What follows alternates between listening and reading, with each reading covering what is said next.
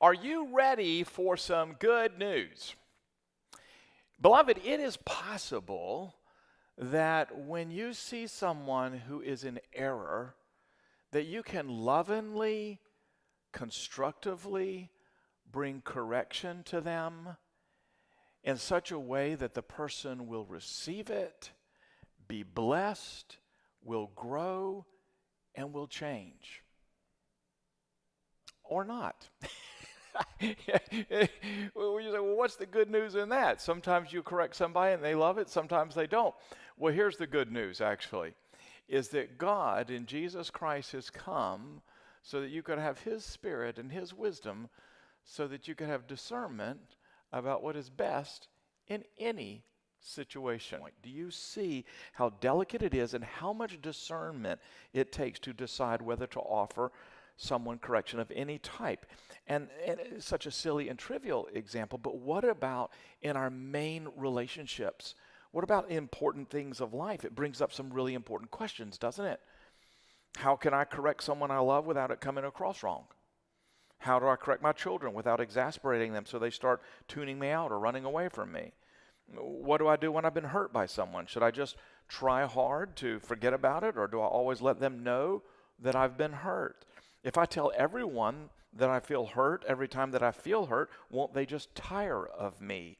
What if I feel hurt, but my feelings are an overreaction? What if I don't say anything? Am I just being a doormat? Are my boundaries being blurred? How is it that iron can sharpen iron without needlessly offending?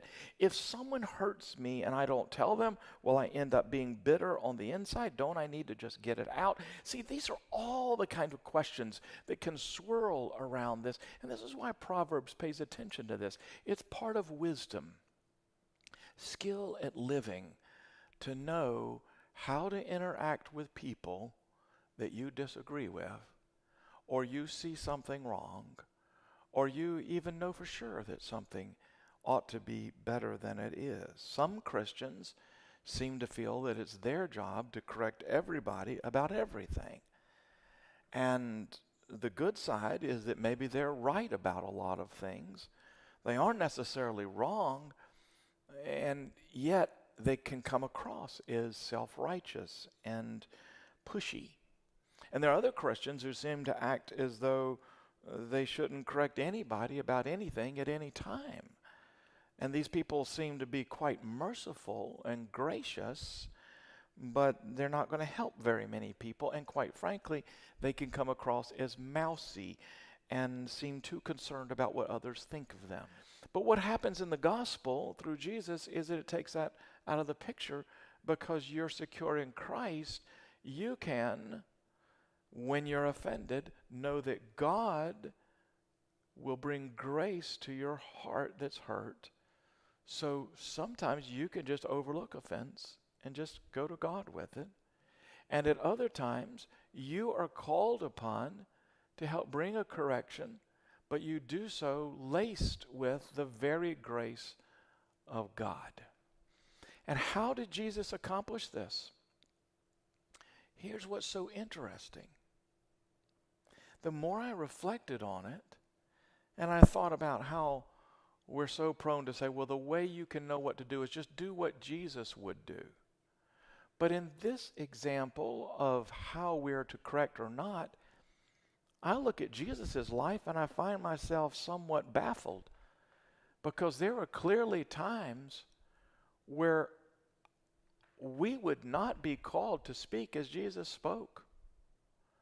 There were times he called out the religious leaders in ways that if I did that, I'm fired that very day. Whitewashed tombs, he called them, a brood of vipers, full of dead men's bones, hypocrites, over and over.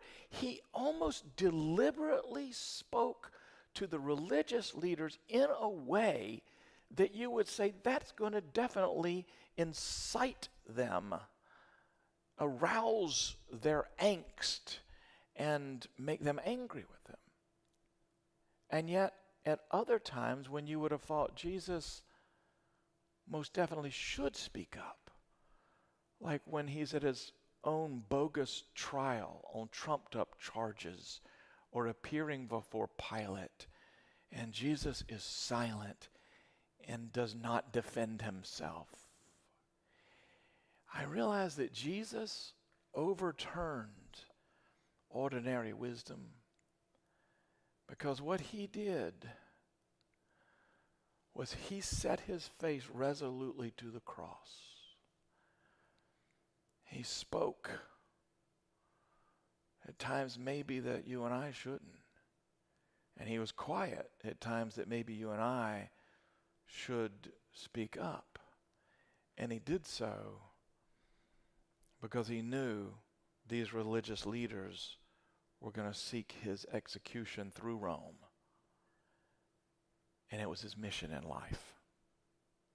And he did so that you could live a life free from being offended and harboring bitterness, and instead could use your life to bless others. Well, I hope that you never have lunch with a bearded man eating bean sprouts, because I really don't know what to tell you to do. Sometimes you should tell him, sometimes you shouldn't, but here's the good news. You have within you the Spirit of Christ himself. He knows what to do, and he'll guide you every step of the way. And that's the gospel.